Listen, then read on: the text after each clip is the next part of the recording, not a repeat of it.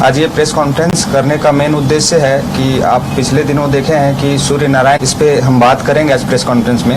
हमारे बीच हमारे जेएलकेएम के साथ हमारे सूर्य नारायण हांसदा जो क्रांतिकारी आंदोलनकारी हैं, उनकी पत्नी हैं और ये उनकी माँ भी आपके बीच में। तमाम ये सारी चीज़ें हैं, वो कितना ट्रस्ट चलाते थे, उन्होंने क्या क्या समाज को योगदान दिया है, वो सारी बातों को हम आपके बीच रखेंगे। तो सूर्य नारायण हांसदा जी का पिछले दिनों इनकाउंटर कर दिया गया। पुलिस ने एक मनगढ़ंत कहानी बनाया और मीडिया को परोस दिया कि उनकी हत्या कर दी गई, इनकाउंटर कर दी गई। पुलिस उनको 10 तारीख के दिन सुबह में गिरफ्तार करती है, शाम को गिरफ्तार करती है 5 बजे। उसके बाद उनको वहाँ से, जहाँ घटना स्थल है, जहाँ उनको गिरफ्तार किया गया है, वहाँ से उनको लगभग 110 किलोमीटर के दूरी पे ले जाके उनका इनकाउंटर करती है। ये हम नहीं बोल रहे हैं, ये गोड्डा के प्रशासन व्यवस्था जो है, वहाँ के जो एसपी हैं, वहाँ के जो डीएसपी हैं, उन्होंने अपने पीसी में समक्ष मीडिया के रखा है कि हमने उनको देवघर के एक छोटे से जिले से, छोटे से पदाधिकारियों ने उनको अरेस्ट किया, यानी कि लगभग 2-4 पदाधिकारी ने उनको अरेस्ट किया। सूर्य नारायण हांसदा जी कई गंभीर बीमारी से तत्काल ग्रसित थे, जैसे कि उनको टाइफाइड था, उनको पेचिस भी पड़ा हुआ था, यानी कि वो काफ़ी तरह से कमज़ोर थे। और उनको वहाँ देवघर से गिरफ्तार करके उसके अगले दिन रात्रि 1 बजे उनका इनकाउंटर ललमटिया में किया जाता है। ये अपने आप में खुद एसपी साहब इस सवाल को खड़ा कर दिए हैं और इस सवाल को हम लोग पूरे जेएलकेएम के जितने साथी हैं सब लोग पूछ रहे हैं, प्रशासन से भी और झारखंडियों से भी, कि क्यों एक ऐसे व्यक्ति का गिरफ्तार होता है जो वहाँ लगभग 300 से 500 बच्चे को निःशुल्क शिक्षा प्रदान करते हैं, कई एक ट्रस्ट चलाते हैं, और वो सारे बच्चे आज उनकी जो हत्या होने के बाद उनको बॉडी सौंपी गई, उस बॉडी के समक्ष बैठ के रो रहे हैं, वहाँ के पूरा ग्रामीण रो रहा है। तो एक ऐसे व्यक्ति को गिरफ्तार करके, जबकि उनके नाम से कई एक केस थे, ईसीएल द्वारा, अडानी द्वारा कई एक केस थे, और उस केस में उनको लगभग सभी केसों में बेल मिल चुका था। 2 मात्र ऐसे केस थे जिसपे अनुसंधान किया जा रहा था, यानी कि कोई भी ऐसा केस नहीं था जिनमें उनको अरेस्टिंग के लिए कुछ था। प्रशासन लगातार उनके माँ पे, उनकी पत्नी पे दबाव बना रही थी कि आप हमें उनका पता बताइए, आप हमें उनका पता बताइए, नहीं तो हम लोग इनकाउंटर कर देंगे, आप सरेंडर करवाइए। उनकी माँ, उनकी पत्नी ने यह आश्वस्त किया प्रशासन को कि हम जल्द ही आपके समक्ष सूर्य नारायण हांसदा जी को पेश कर देंगे। लेकिन उसके बाद जब गिरफ्तारी होने के बाद भी उनका इनकाउंटर कर दिया जाता है दूसरे जगह पे ले जाके, यही एक बहुत बड़ा सवाल है। और इसी सवाल का जवाब हम लोग प्रशासन से भी मांग रहे हैं और इस अगुआ सरकार से भी मांग रहे हैं कि क्यों एक व्यक्ति को जो समाज सेवी है, जिन्होंने 4 चुनाव को लड़ा, एक बार जेएमएम से चुनाव लड़ा, जेबीएम से चुनाव लड़ा, फिर बीजेपी से चुनाव लड़ा, बीजेपी में उनको लगभग 50,000 मत भी मिले, 75,000 मत मिले। उसके बाद फिर उन्होंने जब बीजेपी से प्रयास किया तो उनको टिकट नहीं मिला, तो इस बार अंतिम बार उन्होंने हमारी पार्टी से चुनाव लड़ा, यानी कि जेएलकेएम से चुनाव लड़ा, और इस जेएलकेएम से चुनाव लड़ने के बाद भी उनको सम्मानजनक मत प्राप्त हुए। तो एक ऐसी व्यक्ति का इनकाउंटर कर देना जो पिछले 4 बार प्रयास किया है चुनाव लड़ने का, और उनको काफी सारे लोगों ने सम्मानजनक वोट भी किया है, वैसे लोगों का सवाल है इस मीडिया के माध्यम से प्रशासन से, सरकार से, कि क्यों उनकी इनकाउंटर की गई। बाकी हमारे साथ निशा भगत जी भी हैं जो हमारी गुमला के प्रत्याशी, वो भी अपनी बात को रखेंगी। के तहत जो झारखंड आता है, लगातार संघर्ष कर रहा है, चाहे झारखंड अलग होने के बाद या उससे पहले ही। हमारे कई ऐसे वीर शहीद हमारे झारखंड को अलग करने के लिए शहीद हो गए। ऐसे में आज भी हमारा झारखंड बुनियादी सुविधाओं से वंचित है, आज भी हमारा क्षेत्र में विकास नहीं होता है। आज हम जिनके साथ बैठे हुए हैं, उनके पुत्र को, उनके पति को एनकाउंटर कर दिया जाता है। वो व्यक्ति जो समाज के परिप्रेक्ष्य में 2013 से, जिस तरीके से इन्होंने बताया कि 2013 से सामाजिक कार्यों में लगातार अपने क्षेत्र के विकास के लिए, स्कूल के लिए, शिक्षा व्यवस्था अच्छे तरीके से हो पाए, इसलिए सरकार से मांग करते रहे लगातार। स्वास्थ्य व्यवस्था अच्छे से मिल सके, इसलिए वो लगातार मांग करते रहे कि यहाँ अच्छी चिकित्सा व्यवस्था के लिए हॉस्पिटल का निर्माण किया जाए। यहाँ जितनी भी समस्याएं उनके क्षेत्र में रही हैं, लगातार वो आवाज़ उठाते रहे। जब वो क्षेत्र में लगातार बने रहे तो ऐसा कौन सा उन्होंने कांड किया या फिर अगर एक सवाल देखा जाए तो अगर जो हमारे पूर्व सीएम थे, जिनको जानता है पूरा झारखंड, जो अब स्वर्गवासी हो चुके हैं, शिबू सोरेन जी के पास भी ऐसे अनगिनत फर्जी केसेस रहे होंगे। मैं उनकी बहन का इंटरव्यू देख रही थी। उनकी बहन ने कहा कि पुलिस से छुपते छापते कभी जंगल में वो भागते थे, कहीं अपने आप को बचाने के लिए किसी दूसरे के घर में छुपते थे। तो हर एक ऐसा क्रांतिकारी और आंदोलनकारी हमारे झारखंड के परिप्रेक्ष्य में कई ऐसे लोग उभरे हैं जो अपने हक और अधिकार की मांग को लगातार लड़ते रहे हैं और उनके ऊपर फर्जी केसेस लगातार होते रहे हैं।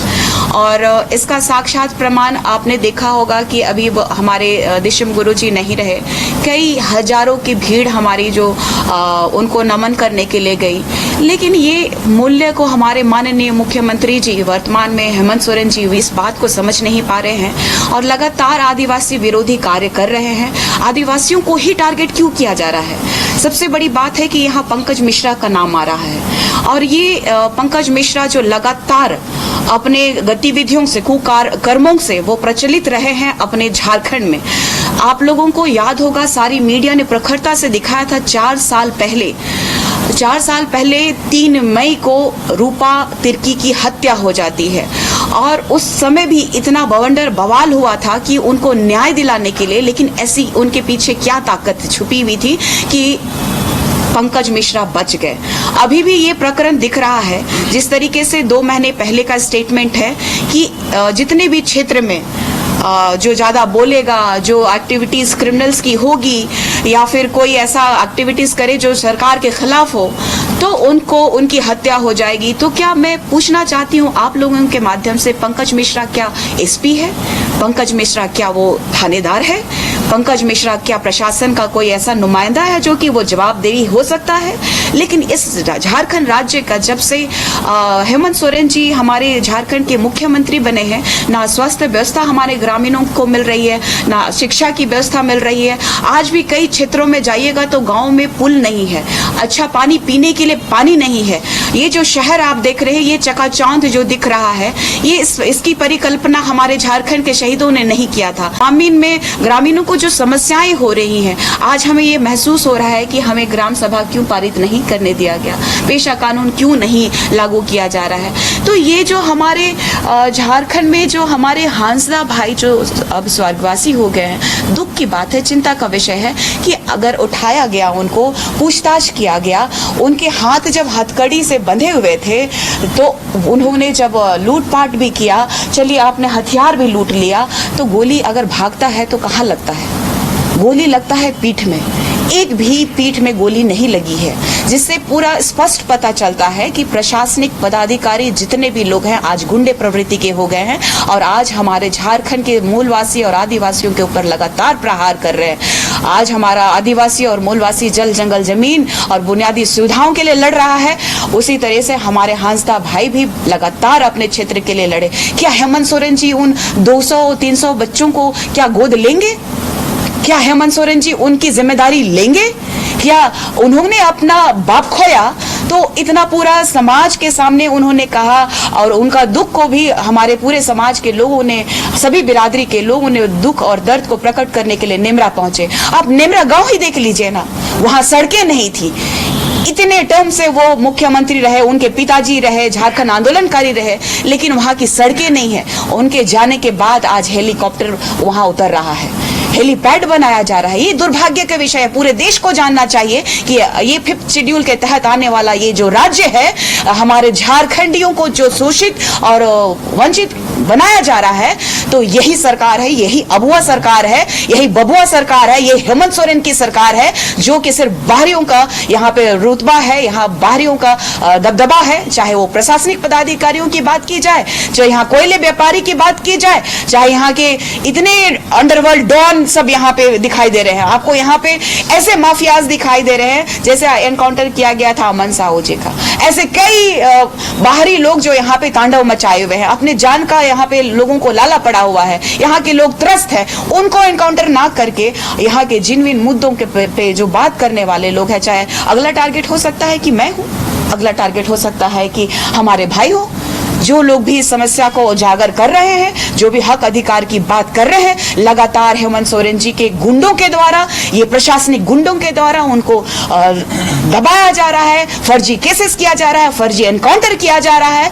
और ये दुर्भाग्य का विषय है कि हमारे झारखंडी भाइयों को और बहनों को, हमारे लोगों को डराया भी जा रहा है कि जो भी आवाज उठाएगा उसकी यही दुर्गति होगी। तो मैं आप लोगों के माध्यम से सभी झारखंड वासियों को, चाहे वो आदिवासी हो चाहे मूलवासी हो, सबको ये कहना चाहती हूँ, एक उलगुलान कीजिए, क्योंकि एक हमारा एक ही विधायक है, 81 में एक भारी है, टाइगर जयराम महतो जी। माननीय विधायक जी का ये जो पहल है एक सराहनीय है और झारखंड के परिप्रेक्ष्य में एक नया उलगुलान लेके आएगा। और ऐसे ऐसे फर्जी इनकाउंटर कराने वाले जो हत्यारे हैं, जिसको कहा जाए कि ये हत्या जो हुई है, ये एनकाउंटर नहीं, ये हत्या हुई है। हत्या करने के बाद इन लोगों ने एनकाउंटर शो किया है। अगर नहीं होता हत्या तो उनके शरीर पे जला हुआ निशान नहीं होता। या तो सामने देख लीजिए चाहे पीछे में देख लीजिए। मुझे लगता है मुझे दिखाना चाहिए आप लोगों को किस तरीके से उनको बुरी तरीके से जला दिया गया। मुझे लगता है कि जांच होगी सही से तो इनकी हत्या हुई है, उसके बाद ही इन लोगों ने एनकाउंटर, फर्जी एनकाउंटर किया है। अगर एनकाउंटर करना होता तो 2013 से समाज सेवी रहे हैं, क्यों नहीं ये मामला उठाया गया? जब 2 केसेस ही बच गए थे, अनुसंधान में चल रहा था, तो ऐसी क्या मजबूरी पड़ गई? पंकज मिश्रा को क्या ऐसा दर्द पड़ा हुआ था कि उनकी हत्या कराने पे उतर गए? और ये जो देख लीजिए, आप सभी देखिए, आप एकदम गौर से दिखाइएगा कि ये जो हत्या का जो पूरा निशान है, आपके कुछ मीडिया कर्मियों ने दिखाया, प्रखरता से दिखाया। इसके बाद देखिए करंट लगाया गया है, पीछे में एक भी गोली नहीं मारा गया है। स्पष्ट दिखाई दे रहा है कि एक भी गोली नहीं मारी गई है। कोई भी अगर भागता है तो पीछे से गोली मारा जाता है या फिर कोई वार किया जाता है। आप देखिएगा, पूरी तरीके से देखिए किस तरीके से उनके शरीर पे घाव का निशान है, लेकिन गोली का निशान नहीं है। तो इससे स्पष्ट पता चलता है कि प्रशासन पदाधिकारी आज के डेट में सबसे बड़े क्रिमिनल यही है।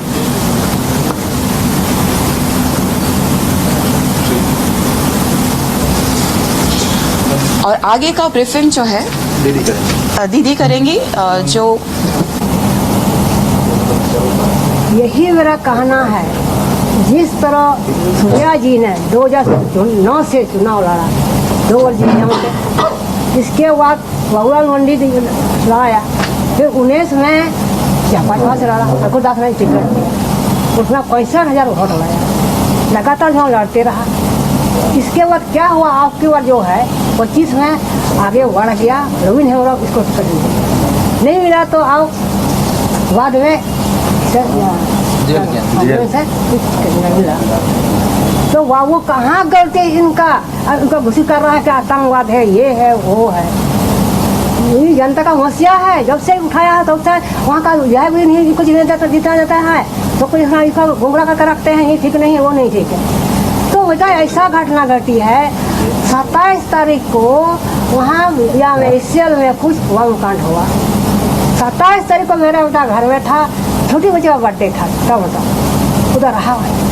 28 29 तारीख से हमको बड़ा वो कॉल करते हैं, जैसे तुरंत थाना का सौसम कुमार सिंहपुर बड़ा वो का नाम है, वो हमको कॉल करते हैं, चाची कहाँ है आपका बेटा, भेंट करा। तो बड़ा वो सुनिए, जैसे 27 तारीख को यहाँ दिया हुआ बर्थडे हुआ, 28 उसका बड़ी बेटी का तबीयत खराब हो गया, दोनों आदमी एक जगह पुट्टा, अब नहीं आए हैं तो बात करा, तो वो छोड़ कर गए हैं, हड़बड़ा पे उन्हें निकल गए। इसके बाद क्या करने लगा, हमको लालमटिया थाना से बोला क्या, महंगा थाना ले गया, DSP थे, इंस्पेक्टर था, बड़ा वो थे, वहाँ भी सवाल जवाब दिया, बोला ठीक है आएंगे बताता है। फिर रात को आया घर, बाहर में गाड़ी खड़ा कर दिया, आवाज़ दे रहा है चाची चाचा भाई, तो बड़ा वो यहाँ बैठिए, बड़ा हुआ अब बार हम तुरंत करते हैं, अब आपको बोल दे कि नहीं है बेटा, आएगा तो सर या करेंगे वरना करेंगे, हो गया। इसके बाद 9 तारीख को वो आते हैं, वरोजे रात आते हैं, तो वहाँ जाकर दरगाह धक्का दे के घुसा और वहाँ मेरा रूम तोड़ दिया, मेरा अलमारी में पैसे तोड़ दिया, अलमारी पैसा था वो। जब वहाँ से निकला तो बोलता क्या अनाम सना गाली गोली हमको देने लगा, वो कुछ खराब शब्द गाली, कैसा बेटा ये है वो है, वो बोलने लायक नहीं बेटा, ये बड़ा वो बोला, बड़ा वो आप मुँह समझ के बोलिए, सबका जो प्रतिष्ठा है ऐसा समझिए कि हम अनाम सना गाली पाएगा। तो बहुत गाली गुल खड़ा खड़ा शब्द निकाला। दूसरे 10 तरह के घोड़े हम पतर कर डोला कर हम यहाँ निकले। देखिए प्रश्न आने का मना नहीं है, आ सकते जा सकते हैं, लेकिन सच कर सकते हैं, लेकिन ऐसा गाली वाले नहीं किया, कोई छपा नहीं किया। ऐलान किए तो बोले छप दिया। 11 तारीख हुए आते हैं यहाँ, हमको क्या बोलते हैं, चाची अब पैसा लुटा है, मेरा चैन लुटा है, बड़ा हो ऐसे बोलते हैं, चल फोन जाए सोना का चैन, सोना सान वाहन का आए भी यहाँ सवाल करने के लिए। हाँ चैन लुटाया और घड़ी भी लुटाया, और ठीक है 10 का जमा कीजिए, आपको 6 लाख दे दीजिए। ठीक हो गया। हमको थाना ले गया, फिर थाना ले गया, पुलिस आई दे दिया। वहाँ आदमी जैसे हम पहुँचे वहाँ सारा जमा हो गया। जमा होने के बाद वो लोग क्या लिखा नहीं लिखा, बोला कि अब दस्तखत कीजिए, तो बड़ा वो दस्तखत नहीं करूँगी, अब दिखाइए क्या लिखे, नहीं को तो पढ़ने को दीजिए, क्या नहीं है, नहीं दस्तखत करना पर जेल जाएगा, जेल जाना मंजूर है, लेकिन हम नहीं दस्तखत करेंगे। ये तो निकल गया, और ये तो कॉल करता है, आपका बेटा कांड करता है, नहीं दस्तखत करते हैं, ये तो सुन लेकर कॉल करते हैं। जो इस जेल में 70 रन गुजरा क्या करते सोए हुए थे, आप नहीं खोला, नहीं टूटा, खाना आवाज नहीं दिया, खाम जम देते हैं, खाम खा नहीं जाना जेल जाना होगा। हाँ जेल जाना तैयार है, लेकिन दस्तखत नहीं करेंगे। आप क्या कहिएगा, 3 टका वहाँ दीजिएगा, हर जगह वहाँ दस्तखत की है, ये क्या है बात। इसी लेकर हमको उसी दिन जेल में 5 बज गया, तो वहाँ हमको जज पूछता है, आपको यहाँ तो हुजूर सुना जाए 9 बजे रात को पुलिस दिया 12 बजे तोड़ फोड़ करके मेरा रूम तोड़ दिया, मेरा आरोप करा, पैसा लुटाया, हम काटने केस कर रहे हैं, लेकिन हमको आना खाना गाली बोल किया। इसीलिए बड़ा बोलता नहीं डरती है कि नहीं डरेगी देखे ना तो पत्रकार या बोला के खबर दे दिया, वहाँ से हमको जेल भेजा। ठीक है जाएंगे उसको देखिए। वहाँ इसके बाद जज बोलते हैं कि कहाँ अब्दुल साहब, इसका लोग उसको को बोला बोला का आज कल कोर्ट खुलेगा, फाइल कीजिए, आप इसका ले लीजिए। 12 को ले लिया, 1 रात रहे, 12 को ले लिया। इसके बाद हम वहाँ से निकले तो इनका वारंट निकल गया, उनका पत्नी का वारंट निकला, तो हम सोचे नहीं इसको प्रस्तुत करके सरेंडर कर ले लेंगे, इसको पकड़ेगा जो ड्यूटी जाती है, इसको सरेंडर करके वेल देंगे। तो जज बोला देखिए कैसा इंसान आदमी है, अपना वहू को यहाँ सरेंडर करके ले लेंगे। हाँ जो अच्छा आदमी है तो फालतू में लोग फंसा गए, वो सब समस्या है। यहाँ इतना जनता के लिए उठा, हम वहाँ कहाँ कुछ किया, और जनता गरीब के लिए स्कूल खोला, हम और विद्यालय है, और वहाँ 300-400 बच्चा है। हाँ वो बच्चा हम क्या करेंगे, हाँ कौन इतना रोता है बच्चा सब, कितना क्या करना, हम लोग सहयोग कीजिए, कैसे हिंदू का नाम रिक्वेस्ट करते हैं, जैसे भी हो हमको ये निराकरण कर दीजिए, ये भी जाँच होना चाहिए। जेल भेजना था, जेल भेज देते, लेकिन एनकाउंटर ये कहीं से शोभनीय नहीं था। मैंने कहा जो दोषी हैं उनको उनके ऊपर कार्रवाई होने का, आप देख लीजिए, आप बता दीजिए। 22 से मतलब एक ट्रस्ट के माध्यम से एक स्कूल खोले थे, मतलब उस स्कूल में कम से कम 300 बच्चे थे, सभी को निःशुल्क शिक्षा दी जाती थी। मतलब आज वो हमारे बीच नहीं है, लेकिन उस बच्चे का जिम्मेदारी तो कोई नहीं लेगा।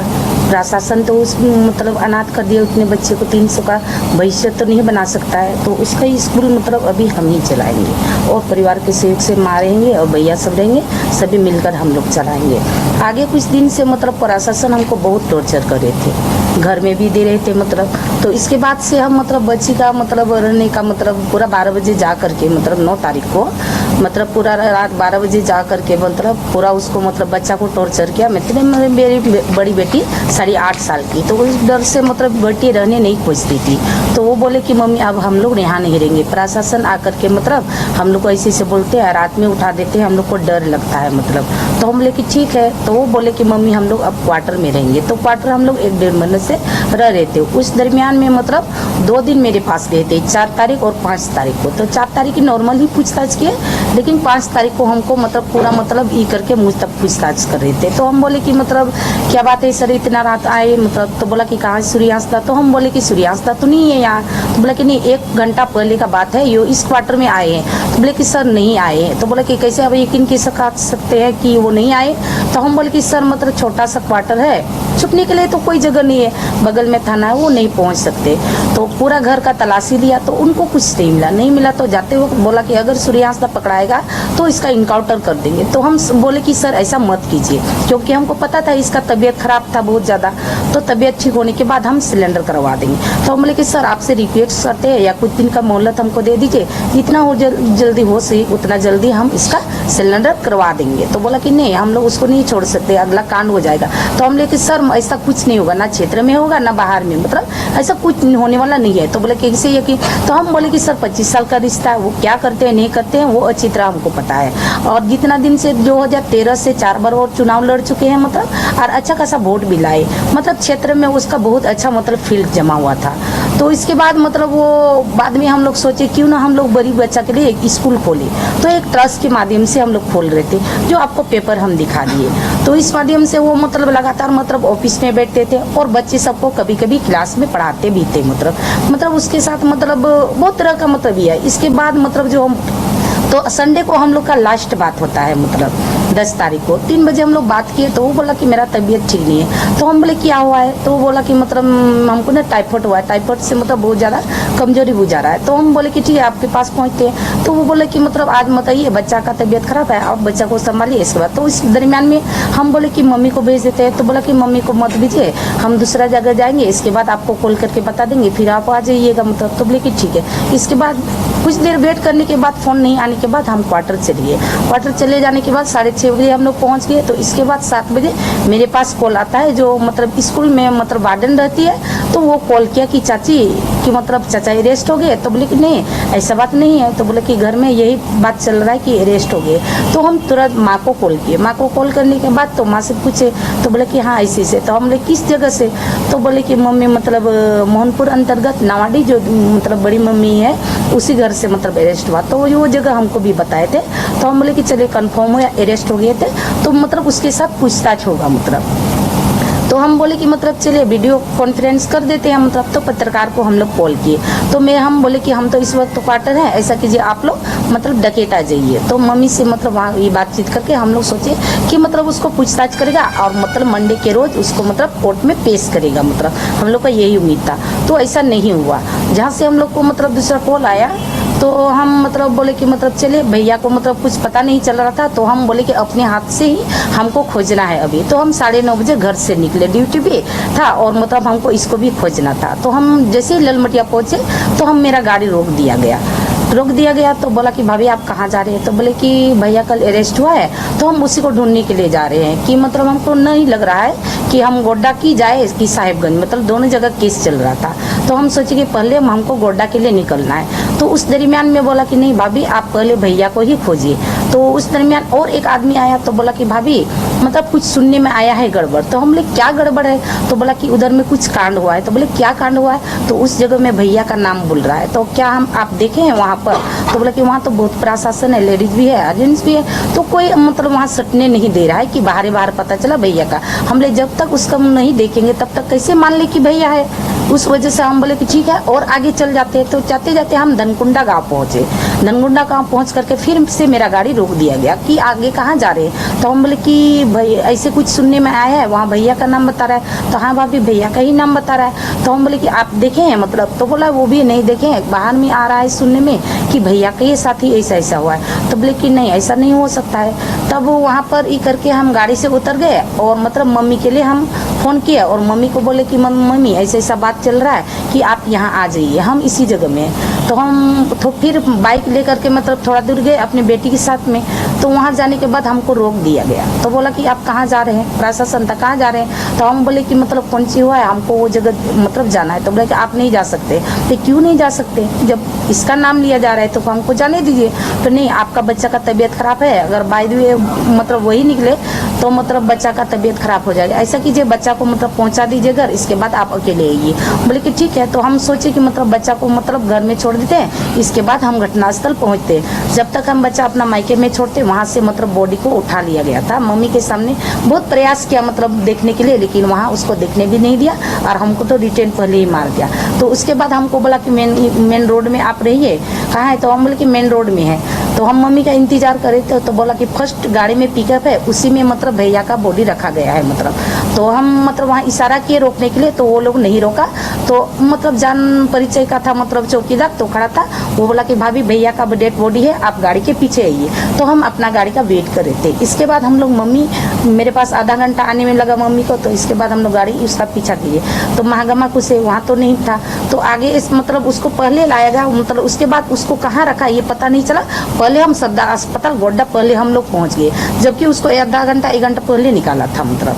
तो हम लोग पहले जा करके पूछे तो मीडिया वाला बोला कि अभी तक भैया का डेड बॉडी नहीं आया। तो हम बोले कि मतलब क्या ये हो सकते हैं। तो हमको उतना यकीन नहीं था मतलब। हम बोले कि जब तक बॉडी नहीं देखेंगे तब तक हम नहीं मान सकते हैं। तो इसके बाद मतलब डेड बॉडी आया, मतलब पेरेंट्स वाला पूछा इसी से। तो हम लोग बताए अपना जो समस्या था बताए। इसके बाद वो लोग बोले कि मतलब ठीक है इंतजार करते हैं। जब गाड़ी से उतरा तो हम पैर देखे तो हमको यकीन आ गया ये मेरा पति है। तो इसके बाद हम लोग बोले बहुत प्रयास किए देखने के लिए, लोग देखने दीजिए, लेकिन वो लोग देखने नहीं दिए। इसके बाद हम बोले कि मतलब कम से कम अभी तो देखने दीजिए मतलब। तो एक्सरा रूम में ले गए, वहाँ एक्सरा किया मतलब। इसके बाद फिर वहाँ से ही क्या मतलब मेरे पास से ही मतलब चल रहा था बॉडी, लेकिन हम दोनों को देखने नहीं दिया जाता था। इसके बाद पोस्टमार्टम शुरू हुआ। इसके बाद हम लोग के पास कागज आता है कि इस पर साइन कीजिए, मतलब पोस्टमार्टम शुरू किया जाए। तो हम बोले कि सर जब तक पूरा बॉडी हम नहीं देखेंगे कैसे हम लोग साइन करेंगे, उसके साथ क्या हुआ है नहीं हुआ है वो तो हम लोग को देखने दीजिए। तो वो नहीं देखने दिए तो हम मतलब साइन के लिए इनकार किए। तो बाद में इसके बाद कुछ देर के बाद मेरी बड़ी बेटी का फोन आता है। तो बड़ी बेटी बोले कि मम्मी वहाँ कौन है। तो हम बोले कि तुम्हारा पापा का ही बॉडी है। तो बोला कि बेटी की मतलब मम्मी पापा को जितना जल्दी हो सके मतलब लेके आइए।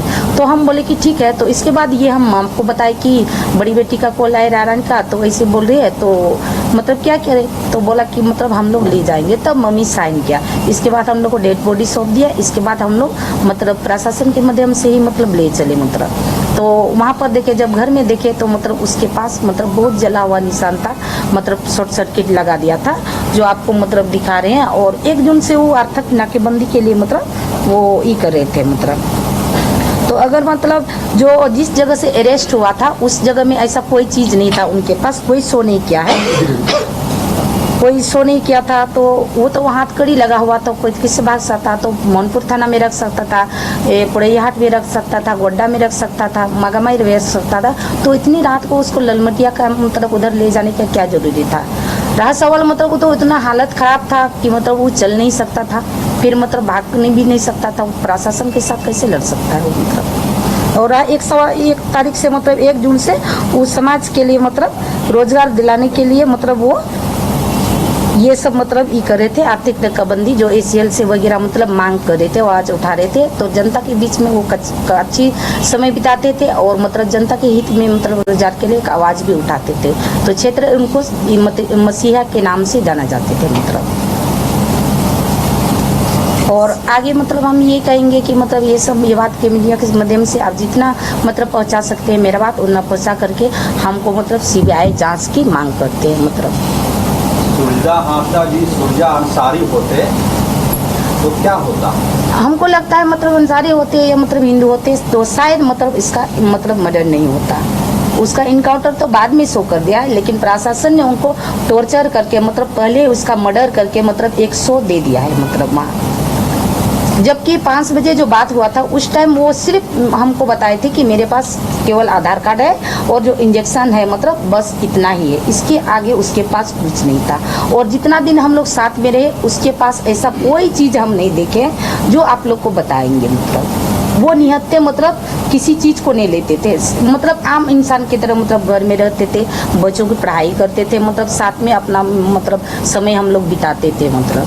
तो राज्य सरकार की जांच पर भरोसा है आपको या फिर उससे आगे जाना चाहेंगे? उससे मतलब भरोसा तो नहीं है, लेकिन हमको आगे की लड़ाई मतलब लड़ना है। आगे हम कोर्ट में जाएंगे, मतलब हम कोर्ट में जाएंगे, इसके बाद हाई कोर्ट जाएंगे। अगर हाई कोर्ट से नहीं होता है तो हम सुप्रीम कोर्ट तक जाएंगे, लेकिन अपना पति को न्याय दिला के रहेंगे मतलब। फिर हो सकता है पुलिस आपको खोजना शुरू कर दे। ये तो हमको पता है कि मतलब खोजे, क्योंकि मतलब उसके साथ रह करके मतलब मेरा मतलब अरेस्ट वारंट निकालता है, मतलब हमको जेल भेज सकता है, तो दोबारा मेरे साथ भी ये हादसा हो सकता है। मेरे घर में मम्मी है और भैया सब है। आज मेरे साथ हुआ, मेरे हस्बैंड के साथ हुआ, कल किसी और के साथ हो सकता है मतलब। तो ये सब हम नहीं चाहते कि मतलब और किसी का मतलब बेटा छिना जाए, मेरा पति मतलब ऐसा हो, वो हम नहीं चाहते। इसलिए मतलब हम आप लोग के माध्यम से यही करते हैं कि हमको मतलब इंसाफ के लिए आप लोग बात थोड़ा का सा डर है आपको? हाँ, डर है हमको कि मतलब आगे दिन मेरे साथ कुछ भी हो सकता है मतलब। क्या कुछ भी मतलब? मेरा भी मतलब जिस तरह सूर्यहंसा का मर्डर हुआ है उस तरह का मेरा भी हादसा हो सकता है, मर्डर हो सकता है मतलब। जब इनके साथ मतलब इतना सब कुछ करने के बाद ये को इसका मर्डर कर सकते हैं तो क्यों ना मैं तो उसकी मतलब इंसाफ दिलाने के लिए लड़ रही हूँ, आगे तक बढ़ रही हूँ, तो मेरे साथ भी ये हो सकता है मतलब। एक पॉलिटिकल व्यक्ति का नाम सामने आ रहा है, चर्चा हो रही है कि उसके इशारे पर, क्या डाउट है आपको? ये सब तो मम्मी ही बता सकते हैं मतलब, उतना तक हम नहीं कभी सुने थे मतलब उसका मुंह से। लेकिन मतलब जितना हम ये के आप लोगों के सामने रख दिए मतलब, कभी मतलब जितना भी क्षेत्र से आदमी आते थे सब मतलब अच्छे थे, लेकिन उतना मिलते जुलते थे और मम्मी सबसे मिलते जुलते थे मतलब। हमको मतलब सिर्फ घर और बच्चा तक ही मतलब हम सीमित थे। गीता जी, आप बोलिए इस बात पर। जो है कभी रात में सुदूरवर्ती क्षेत्रों में अगर कोई घटना घटती है, हत्या होती है, तो पुलिस प्रशासन जाने से डरती है। इसका साक्षात उदाहरण आप लोगों ने देखा भी था कि टाइगर पहुंच गए लेकिन प्रशासन नहीं पहुंची। माननीय विधायक पहुंचे थे जहां पे हत्या हुई थी, लेकिन प्रशासन पहुंच नहीं पाई, बोल दिया गया था कि हम लोग सुबह पहुंचेंगे। तो जब प्रशासन को इतना डर होता है किसी सुदूरवर्ती क्षेत्र में, जंगल एरिया में जाने में, तो इतनी रात को अगर आप कुख्यात अपराधी कह रहे हैं, अगर आप कह रहे हैं कि इससे गैंगस्टर कह रहे हैं, तो रात को ले जाने का क्या तुक बनता है?